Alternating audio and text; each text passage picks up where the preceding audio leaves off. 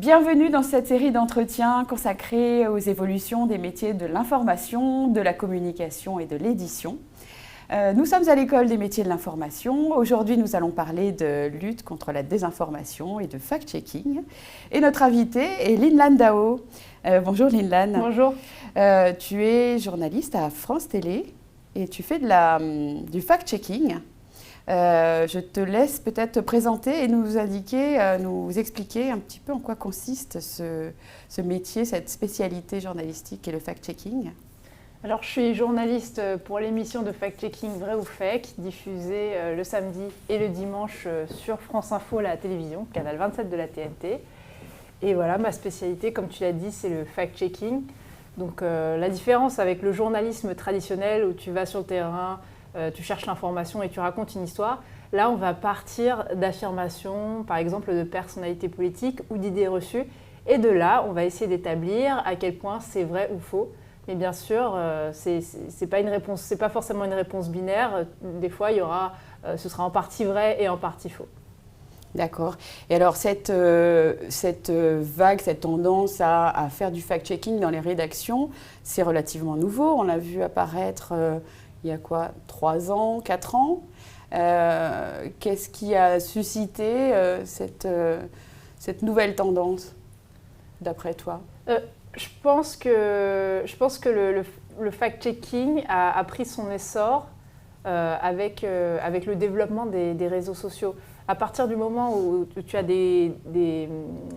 on va dire des canaux de communication parallèles, des canaux de communication où chacun peut s'exprimer, donner son idée et où tout devient viral, là, on a vu émerger la nécessité de faire du fact-checking parce que tout d'un coup, il n'y a plus les instances officielles qui communiquent, il n'y a plus que les politiques, le gouvernement, etc., ou les personnes qui ont une certaine autorité intellectuelle qui parlent. En fait, tout le monde, finalement, peut donner son opinion et dire des choses qui vont devenir virales, qui vont prendre de l'importance.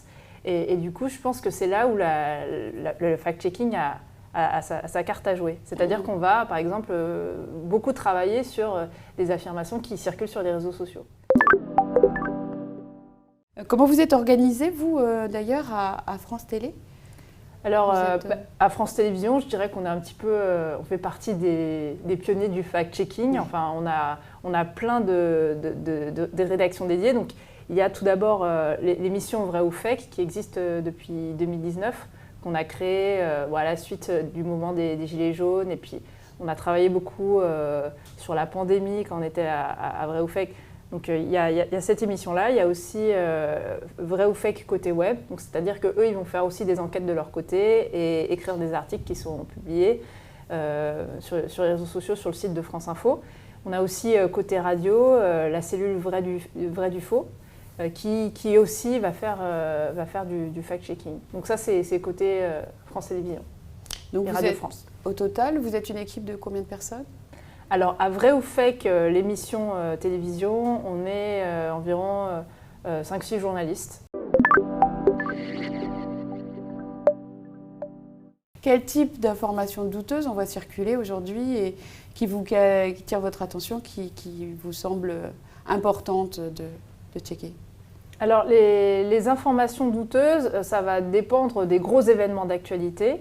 Alors, par exemple, quand il y a eu la pandémie, il y a eu beaucoup d'informations douteuses sur le vaccin. Il y a eu aussi des bêtises qui ont été véhiculées par le gouvernement également. Donc, ça peut les oublier, ça peut venir de partout, ça peut venir des autorités également. Il faut savoir que pendant le Covid, en fait, tout le monde naviguait à vue, et je pense continue de naviguer à vue parce que c'était une maladie inconnue à l'époque, donc il y avait beaucoup d'imprécisions.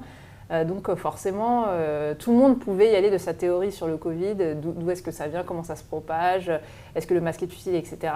À chaque fois qu'il y a un événement d'actualité, je dirais, il y a son cortège de fake news qui va avec.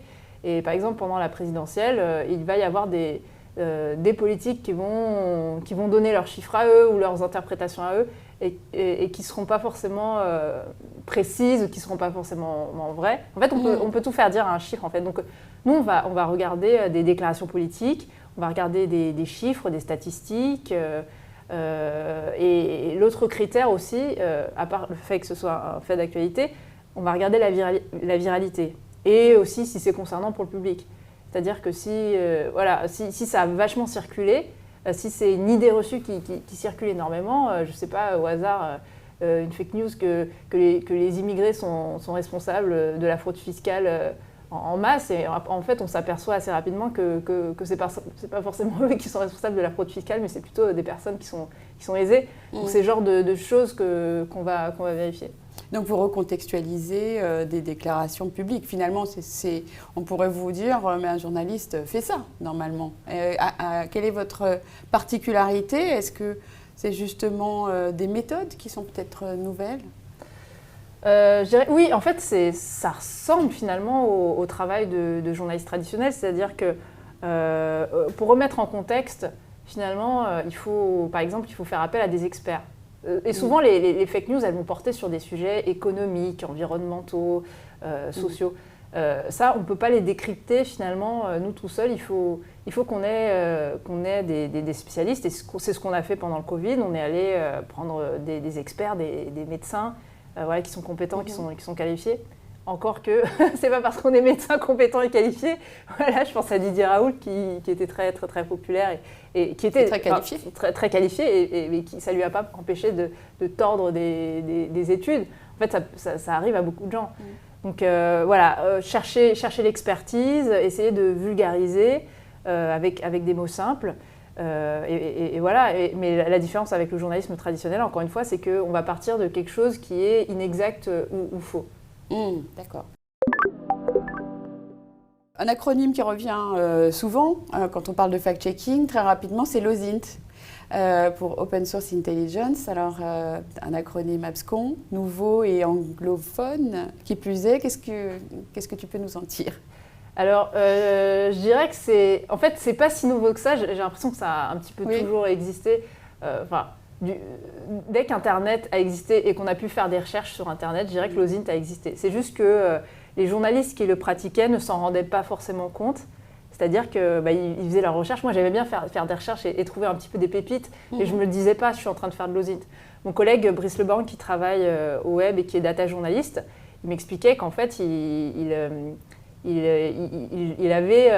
avait regroupé tout un panel d'astuces pour chercher sur le web et pour ensuite donner des cours, mais il l'appelait pas forcément ça de l'OSINT.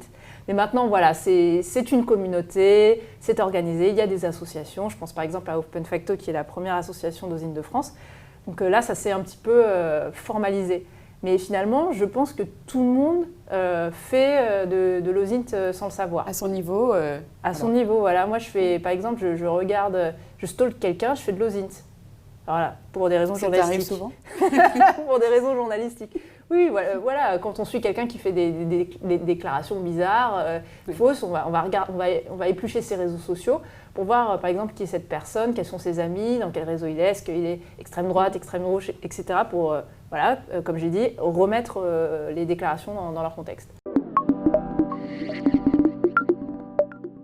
Est-ce qu'aujourd'hui, il faut savoir en faire? Je pense que oui, dans le sens où l'OSINT, c'est l'enquête en source ouverte. C'est-à-dire que c'est tout ce qui c'est tout ce que le journaliste peut trouver et qui n'est pas secret défense. Je vais dans une bibliothèque, j'emprunte un livre. Ça, c'est de l'enquête en source ouverte. En fait. Mais il y a aussi l'enquête en source ouverte sur le web. Et en fait, si le journaliste ne maîtrise pas les réseaux sociaux, ne maîtrise pas le web, effectivement, il passe à côté de quelque chose d'énorme. Je vais donner un exemple. On a un fait divers, par exemple. Les caméras ne sont pas encore là. Par contre, celui qui filme depuis sa fenêtre et qui poste sur les réseaux sociaux, par exemple sur Twitter, qui est un réseau social ouvert à tout le monde, il va apporter l'information en premier. Pour vérifier qu'un contenu est authentique, on va en priorité vérifier le lieu. Donc on va, par exemple, prendre la vidéo. Et si c'est dans une ville, par exemple, si on sait que c'est, par exemple, à La Réunion, donc on va taper, on va essayer de retrouver la ville où ça s'est produit. Donc on va comparer avec Street View, Google Maps, ou bien prendre l'image et faire une recherche inversée pour voir s'il y a d'autres occurrences et pour voir aussi si la vidéo est vieille. C'est arrivé en fait à France Télévisions qu'une vidéo soit diffusée en disant voilà, c'est une image de tornade en Picardie. En fait, pas du tout, c'était une image de tornade anglaise qui datait d'il y a d'il y a plusieurs années, de 2016-2017. Oui. Donc l'osint, c'est important pour des raisons de rapidité et c'est important parce que ça permet de trouver plein d'infos. Mais pour moi, c'est essentiel en tant que journaliste en 2022 de maîtriser les réseaux sociaux et de maîtriser les bases de l'osint pour faire correctement son travail. Est-ce que tu aurais un exemple de quelque chose que tu aurais pu apprendre et révéler sur France Télé, par exemple, grâce à cette méthode, récemment, par rapport à la guerre en Ukraine, par exemple ? Oui, par rapport à la guerre en Ukraine, j'ai un exemple précis où on a mêlé à la fois osint et fact-checking. Je pense à un ex-soldat qui s'appelle Adrien Bauquet, qui faisait le tour des plateaux télé pour dire voilà, j'ai été témoin de crimes de guerre côté ukrainien atroces, j'étais à Boutcha, j'étais près de Kiev.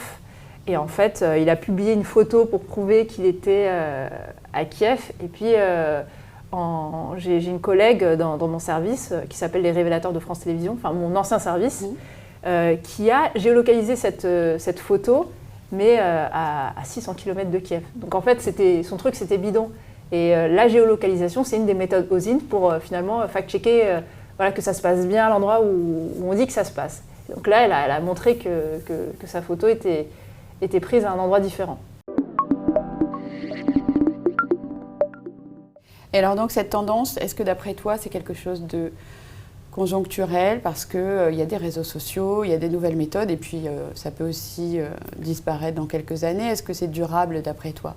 Je pense que c'est une tendance de fond. Alors certes, ça a été vachement mis en lumière pendant la guerre en Ukraine parce que en fait, on s'est aperçu que c'était une nouvelle façon de couvrir la guerre. Alors il y a les reporters sur le terrain, mais tous ceux qui font le travail d'osint et qui arrivent à prouver, je sais pas, que les Russes ont fait ci, les Russes ont fait ça, à partir d'images satellites, etc. Donc ça a pas mal impressionné. Et je pense que, bon là on en parlera peut-être un peu moins, mais dès qu'un nouveau conflit, je pense, va émerger, et qui sera documenté sur les réseaux sociaux, forcément, les techniques de l'osint vont pouvoir s'appliquer. Donc je pense que vraiment, le l'osint a émergé en Ukraine et je pense que ça ne va pas s'arrêter là. Alors j'imagine que nos auditeurs sont peut-être intéressés par ce métier. Certains sont déjà journalistes, d'autres ont peut-être envie de devenir journalistes. Est-ce que tu peux nous dire, toi, comment tu es arrivé à faire ce que tu fais aujourd'hui à France Télé ?